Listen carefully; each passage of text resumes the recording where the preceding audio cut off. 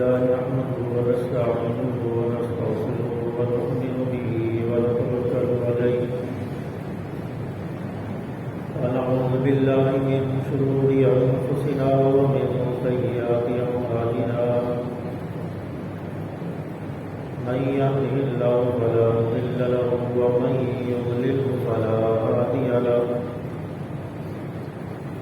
ونشهد أن لا إله إلا الله وحده لا شريك له ونشهد أن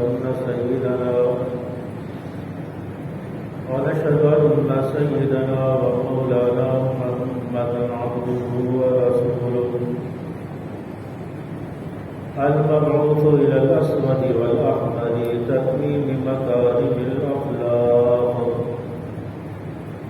لا يخلق نبي ولا رسول بعده ولا أمة بعد أمته ولا شريعة بعد شريعته ولا كتاب بعد كتابه وصلى الله تعالى على خير خلقه محمد وعلى آله وأصحابه الذين هم خلاصة العرب العرباء وخير الخلائق بعد الأنبياء أما بعد فأعوذ بالله من الشيطان الرجيم بسم الله الرحمن الرحيم اليوم أكملت لكم دينكم وأتممت عليكم نعمتي ورضيت لكم الإسلام دينا صدق الله مولانا العظيم وصدق رسوله النبي الكريم ونحن على ذلك لمن الشاهدين والشاكرين والحمد لله رب العالمين. بلغ واسع مرتبہ درود پاک پڑھ لیں. اللهم صل على محمد وعلى آل محمد كما صليت على إبراهيم وعلى آل إبراهيم إنك حميد مجيد. اللهم بارك على محمد وعلى آل محمد كما باركت على إبراهيم وعلى آل إبراهيم إنك حميد مجيد. میرے واجب الاحترام بزرگوں، دوستوں، عزیز ساتھیوں، نوجوانوں،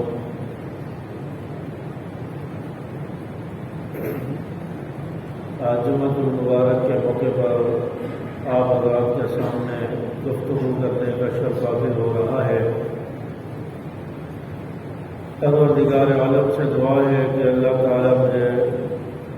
حق اور سچ بیان کرنے کی توفیق عطا فرمائے. جو کچھ کہا جائے، سنا جائے، سنایا جائے، اللہ تعالیٰ اس پر عمل کرنے کی توفیق عطا فرمائے. اللہ تبارک و تعالیٰ نے ہمیں دین اسلام عطا فرمایا ہے، اور دین اسلام وہ دین ہے کہ جو تمام ادیان پر غالب آنے والا ہے. اور اسی دین کی سربلندی کے لیے، دین کے لیے اللہ تعالیٰ نے آپ علیہ السلام کو بھیجا، اور آپ صلی اللہ علیہ وسلم نے دین کو پھیلایا. اور اللہ تبارک و تعالیٰ نے فرمایا ہے هو الذی ارسل رسولہ بالہدی ودین الحق لیظہرہ علی الدین کلہ. دین تمام دینوں پر غالب آئے گا، اور مسلمان کو ہمیں اس پر فخر ہونا چاہیے کہ اللہ تعالیٰ نے ہمیں دین اسلام کے ساتھ جوڑا ہے.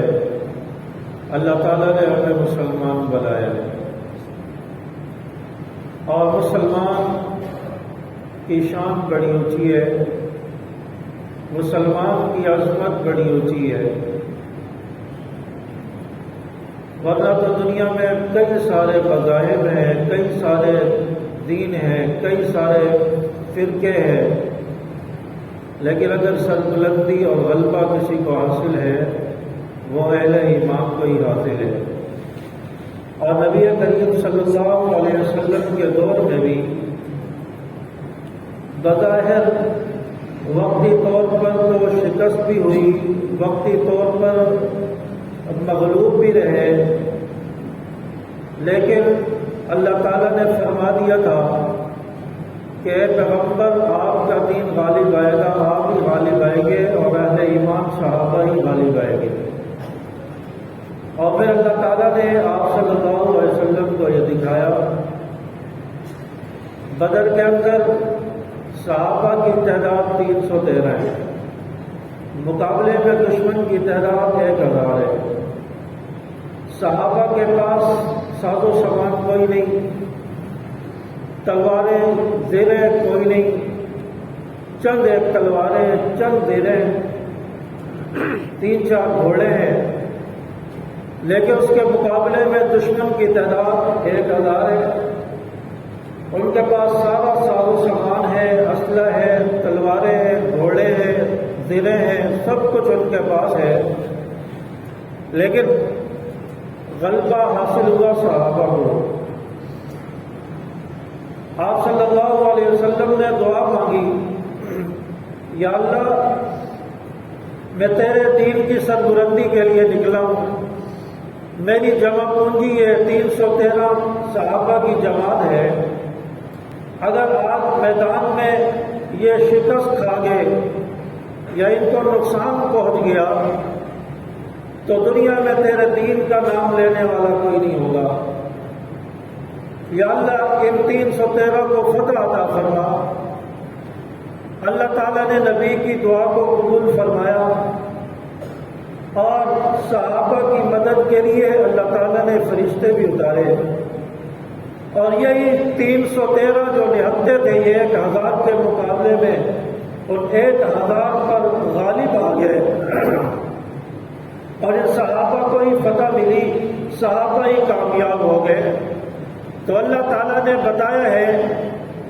کہ مسلمان تعداد میں کم ہی کیوں نہ ہو، دشمن تعداد میں بہت زیادہ ہی کیوں نہ ہو، لیکن غلبہ،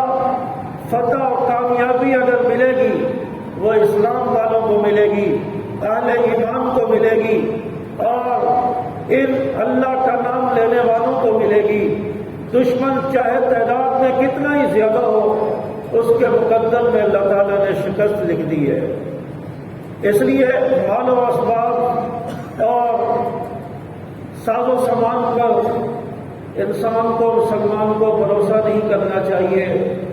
آج ماضی قریب میں آپ کے پاس مثالیں موجود ہیں،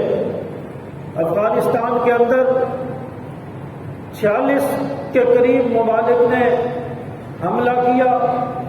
46 ممالک کی افواج وہاں پر موجود تھی،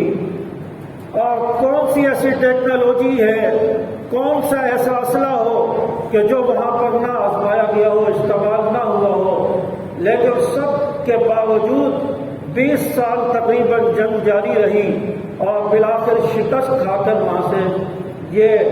40-45 ممالک کی فوج نکل گئی، وہاں سے بھاگنے پر مجبور ہو گئی۔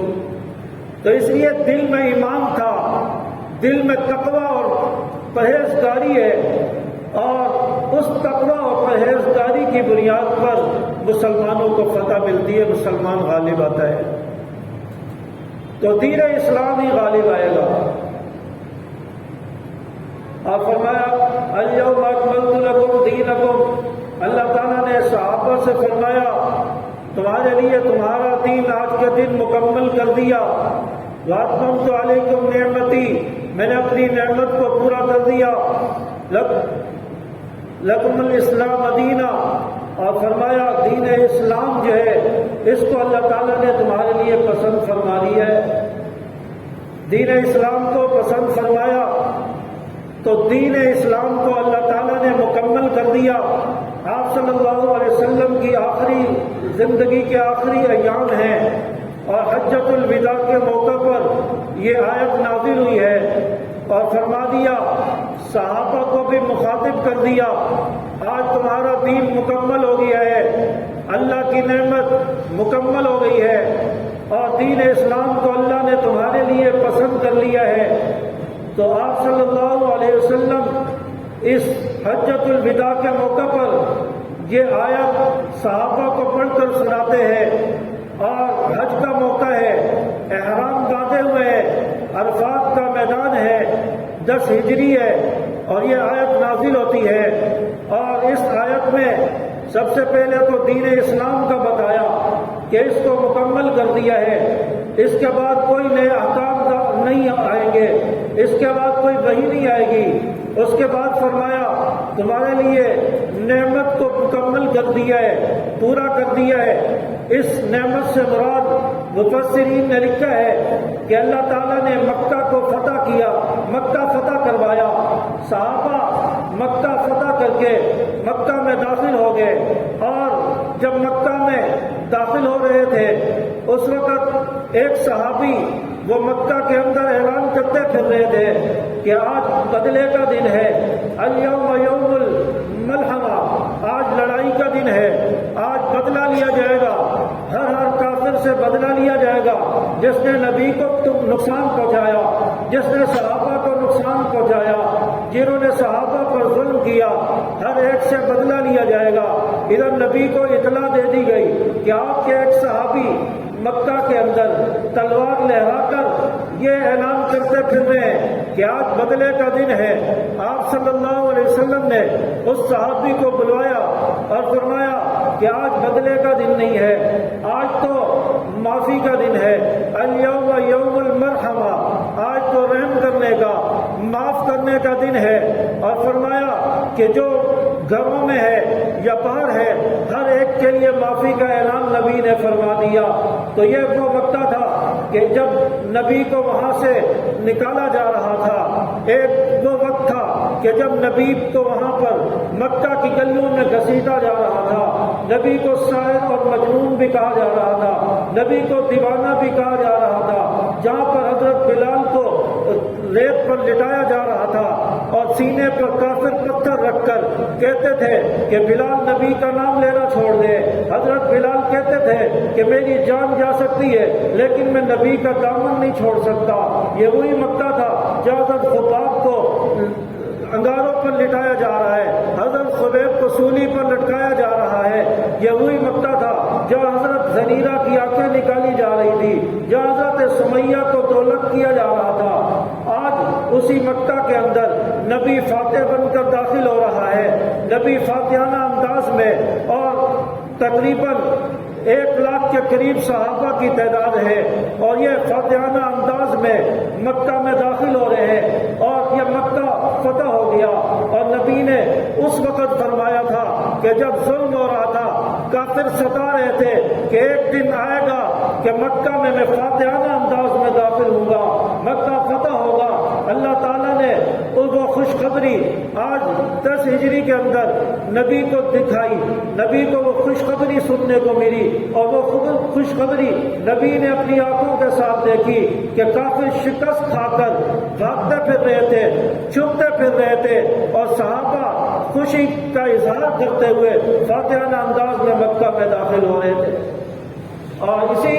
بات کو اللہ نے فرمایا وَأَتْمَمْتُ عَلَيْكُمْ نِعْمَتِي وَرَضِيتُ لَكُمُ الْإِسْلَامَ دِينًا، میں نے تمہارے لیے نعمت کو پورا کر دیا اور تمہارے لیے دین اسلام کو پسند کر لیا۔ اور دین اسلام اس کو اللہ تعالیٰ نے مکمل کر دیا ہے۔ اب کوئی نیا حکم نہیں آئے گا، کوئی احکامات نازل نہیں ہوں گے۔ آج اگر کوئی کہتا ہے کہ نہیں قرآن جو ہے ابھی مکمل نہیں ہے، قرآن کے تو 40 پارے تھے، اس قرآن کے 30 پارے، یہ قرآن نامکمل ہے، تو وہ نبی وہ اللہ تعالیٰ کے اس فرمان کی جو ہے توہین کر رہا ہے اور اللہ تعالیٰ کے اس حکم کی نافرمانی کر رہا ہے، تو یہ شخص کا مسلمان ہو سکتا ہے؟ جو کہے اللہ کہے میں نے دین کو مکمل کر دیا ہے، دین کا ہر حکم مکمل ہو گیا، قرآن بھی مکمل، نماز بھی مکمل، روزہ بھی مکمل، کلمہ بھی مکمل، اور حج بھی مکمل، دین کے تمام ارکان مکمل، اور اذان بھی مکمل، ہر چیز مکمل، لیکن ایک طبقہ آ کر کہے کہ نہیں قرآن بھی نامکمل ہے، اذان بھی نامکمل ہے، اور روزے کا وقت جو ہے وہ بھی ہمارے مطابق نہیں ہے، اور کلمہ بھی نامکمل ہے، نمازیں بھی جو ہے زیادہ ہیں، ہم 3 نمازیں پڑھیں گے، یہ تو 5 نمازیں، چنانچہ وہ کہتا ہے کہ جو نمازیں یہ بھی زیادہ ہے اور ہماری نمازیں 3 ہیں، کیا یہ شخص مسلمان ہو سکتا ہے؟ اور یہی طبقہ کہتا ہے کہ ہم جو اسلام کے ٹھیکیدار ہیں، ہم لوگ امت کو متحد کرنے کے لیے، مسلمانوں کو متحد کرنے کے لیے میدان میں نکلے، کبھی وہ کسی کو جوڑ لیں، کبھی کسی کو لا رہے ہیں، بھئی سب کو جو ہے ایک وحدت، ایک پلیٹ فارم پر جو ہے جمع کر لیا جائے، جس کا قرآن پر اعتماد نہ ہو، جس کا کلمے پر اعتماد نہ ہو، جس کا اذان پر اعتماد نہ ہو، جس کا ہماری نمازوں پر اعتماد نہ ہو، جس کا دین کے کسی رکن پر بھی اعتماد نہ ہو، کیا وہ شخص مسلمان بن کر، اس کو مسلمان بنا کر، کیا مسلمانوں کے صفوں میں شامل کر کے اتحاد کیا جا سکتا ہے؟ جو صحابہ پر بھی اعتماد نہ کرتا ہو، جن صحابہ نے دین پر عمل کیا اور اس آیت پر ایمان لائے اور فرمایا کہ جو کچھ نبی نے دے دیا، جو کچھ نبی لے کر آئے، ہم نے اس کو بعینی مان لیا، اس پر ایمان لائے، آج ان صحابہ کو بھی یہ نہ مانا جائے، کیا یہ شخص مسلمان ہو سکتا ہے؟ آج کہتے ہیں کہ ہم نے وحدت کے نام پر سب کو جمع کر لیا ہے، تو بھئی یہ اتحاد ہوا کس بات پر ہے؟ پہلی بات تو یہ ہے کہ متحد کس بات پر ہوئے ہیں، کس بات پر اتحاد کیا ہے؟ کیا یہ جنہوں نے اتحاد کیا ہے انہوں نے 40 پاروں والا قرآن مان لیا ہے، ان کا 5 جز والا کلمہ مان لیا ہے، ان کی جو کئی میٹر لمبی اذان ہے اس کو مان لیا ہے، یا ان کی 3 نمازوں پر انہوں نے اتفاق کر لیا، اس کو مان لیا ہے؟ کس بات پر یہ انہوں نے اتحاد کیا ہے اور لوگوں کو بیوقوف بنا کر، قوم کو بیوقوف بنا کر یہ کہا جا رہا ہے کہ ہم نے جو ان کے ساتھ اتحاد کر لیا ہے، آپ متحد ہو گئے، وحدت امت بن گئے ہیں؟ تو یہ دھوکہ ہے، فراڈ ہے، بے ایمانی ہے۔ دین اسلام 1400 سال پہلے مکمل ہو گیا، الیوم اکملت لکم دینکم، دین مکمل ہو گیا، آج کے دن دین اسلام کو مکمل کر لیا، اور قرآن بھی 30 پاروں کے ساتھ مکمل ہے، اذان بھی مکمل ہے، جو آج بھی بیت اللہ میں ہو رہی ہے، آج بھی مسجد نبوی میں ہو رہی ہے، آج بھی پاکستان کی مساجد میں اور دنیا کے اہل سنت کی مساجد میں گونج رہی ہے، یہ اذان بھی مکمل ہے۔ یہی اذان نبی کے دور میں بھی ہوتی رہی، یہی اذان خلفائے راشدین کے دور میں بھی ہوتی رہی، یہی اذان صحابہ، تابعین، تبع تابعین، ائمہ، مجتہدین، اولیاء، بزرگوں کے دور میں ہوتی رہی اور آج تک ہوتی آ رہی ہے۔ یہی اذان حضرت حسین کے دور میں بھی ہوئی، حضرت حسن کے دور میں بھی ہوئی، حضرت علی کے دور میں بھی ہوئی، اور بھی صحابہ جتنے بھی تھے سب کے دور میں ہوتی رہی۔ حضرت بلال بھی یہی اذان دیتے رہے۔ آج کوئی طبقہ کہے کہ ہم اس اذان کو نہیں مانتے، کیا اس اذان پر جو اتحاد کر لیا ہے؟ اور اسی طرح کلمہ ہمارا 2 جز والا ہے، وہ طبقہ کہتے ہیں نہیں، ہمارا کلمہ 5 جز والا ہے، ہم اس کلمے پر اعتماد نہیں کرتے۔ وہ کہتا ہے کہ قرآن 30 پاروں والا نہیں تھا، قرآن تو 40 پاروں والا تھا، اس کے 10 پارے بکری کھا گئی، اور بکری بھی بڑی سمجھدار تھی جس نے پورے 10 پارے کھائے ہیں، ایک آدھ فرق بھی آگے پیچھے نہیں ہوا، پورے 10 پارے کھائے۔ اور یہ کہتے ہیں قرآن نامکمل ہے، قرآن 40 پاروں والا تھا، اور پھر ان کا وضو کا طریقہ الگ، ان کا روزے کا وقت الگ، اور ان کی نمازیں 3 ہیں اور اہل سنت کی نمازیں 5 ہیں۔ جو ان ساری چیزوں کو نہیں مانتا، اور بڑی ایک اہم بات یہ ہے کہ مسلمانوں کا استنجا پانی سے ہوتا ہے اور ان کا استنجا تھوک سے ہوتا ہے۔ وہ بڑی زبردست فقہ لے کر آئے. فقہ جعفری کے اندر جو ان کی فقہ ہے اس میں یہ بات لکھی ہوئی ہے کہ ہمارے نزدیک تھوک سے بھی استنجا جائز ہے. بھائی اس بات پر اتفاق ہو گیا ہے. کسی بات پر بھی اتفاق نہیں ہوا. قوم کو دھوکہ دے کر، فراڈ کر کے اور قوم کو ساتھ ملایا جا رہا ہے، اور پھر صحابہ کے ساتھ میں توہین بھی ہوتی ہے. اتحاد امت کا نام لے کے، وحدت کا نام لے کے صحابہ کی توہین بھی برداشت کی جا رہی ہے، اور کوئی ایک لفظ تک نہیں بولا. صحابہ کو مال کے لیے آنے والا لکھ دیا. صحابہ تو مال کے لیے بدر میں آئے تھے، میدان میں آئے تھے، نبی کے ساتھ آئے تھے. صحابہ کے لیے توہین آمیز الفاظ، لیکن سامنے بیٹھے ہوئے سامعین جو علماء کی شکل میں تھے وہ خاموشی سے سنتے رہے، کسی نے کچھ نہیں کہا. اور یہ سازش کے تحت ہو رہا ہے کہ صحابہ پر اعتراض کیا جائے، صحابہ پر اعتراض کر کے سامنے علماء کو بٹھایا جائے، علماء کی وضاقتہ دستار کے اندر سامنے لوگوں کو بٹھایا جائے، اور اسٹیج پر ایک بدماش، ایک بے ایمان، ایک ملعون آ کر صحابہ کی توہین کرے، صحابہ پر اعتراض کرے، اور کوئی اس کا جواب نہ دے، کوئی اس پر اعتراض نہ کرے، تاکہ قوم کو پتہ چلے، عوام کو پتہ چلے صحابہ کے اندر یہ باتیں تھیں. اس لیے تو علماء نہیں بولے،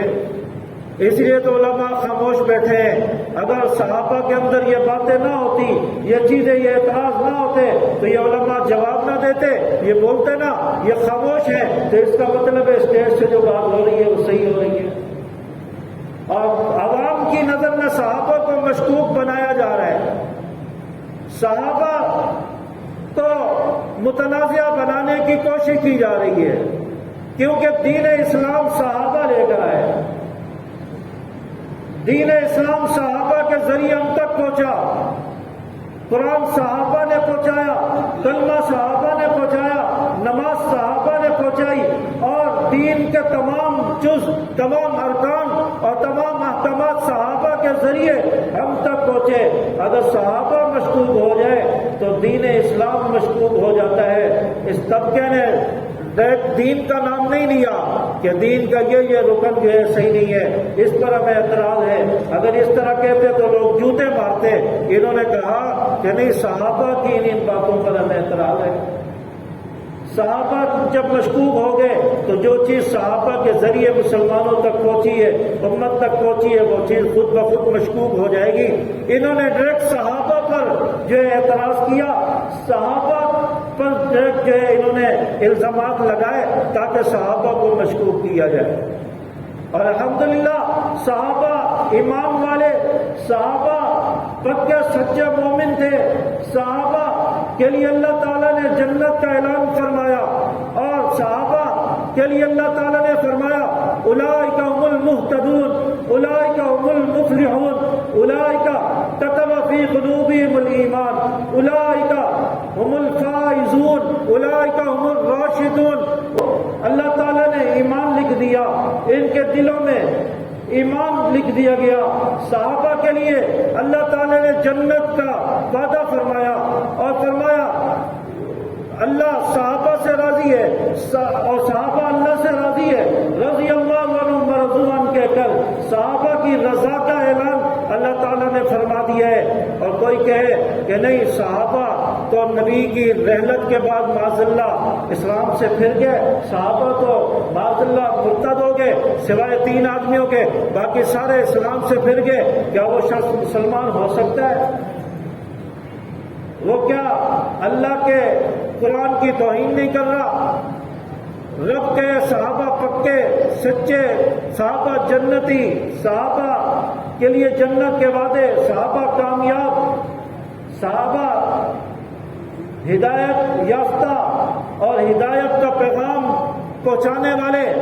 لیکن ایک رافضی ایک بے ایمان آ کر گئے کہ نہیں صحابہ اسلام سے پھر گئے، کہ ایسے شخص کے ساتھ اتحاد کیا جائے، ایسے شخص کے ساتھ بیٹھ کر کھانا کھایا جائے، اس کو گلے لگایا جائے، اس کے ماتھوں پر پیشانی پر بوسے دیا جائے، اس کو ان کے ہاتھوں کو چوما جائے، یہ کیسا اسلام ہے، یہ کیسا ایمان ہے؟ اپنے آپ کو مسلمان کہہ کر صحابہ کے دشمن کے ساتھ اتحاد کیا جا رہا ہے۔ تو ایسے لوگوں سے بچنا چاہیے، ایسے لوگوں کو نظر میں رکھنا چاہیے۔ ہمارے لیے قرآن کافی ہے، قرآن ہمارے لیے حجت ہے، ہم تاریخ میں نہیں جائیں گے۔ جب قرآن سے صحابہ کی شان، صحابہ کی فضیلت ثابت ہے، پھر ہمیں تاریخ کے اوراق کو پلٹنے کی کیا ضرورت ہے؟ قرآن کے آگے تاریخ کیا حیثیت رکھتی ہے؟ تاریخ تو لوگوں نے بنائی ہے، تاریخ میں تو لوگوں نے اپنی طرف سے باتیں لکھی، لیکن قرآن تو اللہ نے اتارا ہے۔ قرآن میں جو بات ہے وہ تو اللہ نے نبی پر اتاری ہے، وہی بھیجی ہے، قرآن بنا ہے۔ قرآن میں جو بات ہے وہ تو اللہ کی بات ہے، اس پر تو کسی کو کوئی اعتراض نہیں ہو سکتا۔ چنانچہ صحابہ نے اسی دین پر عمل کیا، صحابہ نے اسی دین پر عمل کیا جس کے لیے فرمایا الیوم اکملت لکم دینکم، آج کے دن تمہارے لیے دین کو مکمل کر دیا ہے۔ یہی دین تھا جس پر صحابہ نے عمل کیا، یہی دین تھا جس پر حضرت ابو بکر نے عمل کیا۔ ابو بکر نے عمل کیا تو پہلے ابو بکر تھے، اسلام لانے کے بعد ابو بکر صدیق بن گئے، اور حضرت عمر رضی اللہ تعالیٰ عنہ پہلے عمر خطاب تھے، جب اسلام لائے تو فاروق اعظم بن گئے، اور یہی دین اسلام حضرت عثمان رضی اللہ تعالیٰ عنہ نے جب قبول کیا تو پہلے عثمان بن عفان تھے، پھر اسلام لانے کے بعد عثمان غنی بن گئے، اور یہی دین اسلام جب علی المرتضی نے قبول کیا، علی المرتضی نے جب کلمہ پڑھا، پہلے علی ابن طالب تھے، اور اسلام لانے کے بعد علی المرتضی بن گئے، حیدر کرار بنے، شیر خدا بن گئے، اور یہی اسلام، یہی دین، یہی کلمہ جب حضرت بلال نے پڑھا، مؤذن رسول بنے، اور چلتے مدینہ کی گلیوں میں ہے، آواز جنت میں نبی کو سنائی دیتی ہے، معراج کی رات نبی جنت میں چل رہے ہیں، جنت میں ہے، اور آپ صلی اللہ علیہ وسلم کے آگے کسی کے چلنے کی آواز آ رہی ہے، قدموں کی آہٹ سنائی دے رہی ہے، پوچھتے ہیں کہ کس کے قدموں کی آہٹ ہے جو مجھ سے آگے چل رہا ہے؟ بتایا گیا کہ آپ کے مؤذن حضرت بلال ہیں جو جن کے قدموں کی آہٹ جنت میں سنائی دے رہی ہے۔ اسلام کے دامن میں جو آیا، اللہ تعالیٰ نے اس کو چار چاند لگا دیے، اللہ تعالیٰ نے اس کو کہاں سے کہاں پہنچا دیا۔ اس لیے دین اسلام ہی یہ مکمل دین ہے، اور کوئی اس میں رد و بدل کرتا ہے وہ اس آیت کی روح سے مسلمان نہیں ہو سکتا، وہ نبی کے فرمان کی روح سے بھی مسلمان نہیں ہو سکتا۔ اس لیے دین اسلام مکمل ہو چکا ہے۔ آج اگر کوئی کہتا ہے کہ نہیں اذان سے پہلے بھی درود ہونا چاہیے، اذان کے بعد بھی درود ہونا چاہیے، کیا وہ صحیح کر رہا ہے؟ جو شخص یہ کہے کہ نہیں جنازے کے بعد بھی دعا ہونی چاہیے، نبی نے تو دعا نہیں مانگی، صحابہ نے دعا نہیں مانگی، اور نہ نبی نے ارشاد فرمایا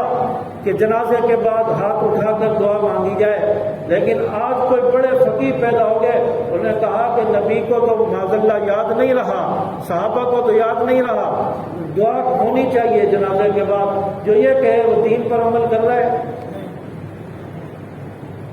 جو یہ کہے کہ قبرستان میں جا کر بھی اذان ہونی چاہیے،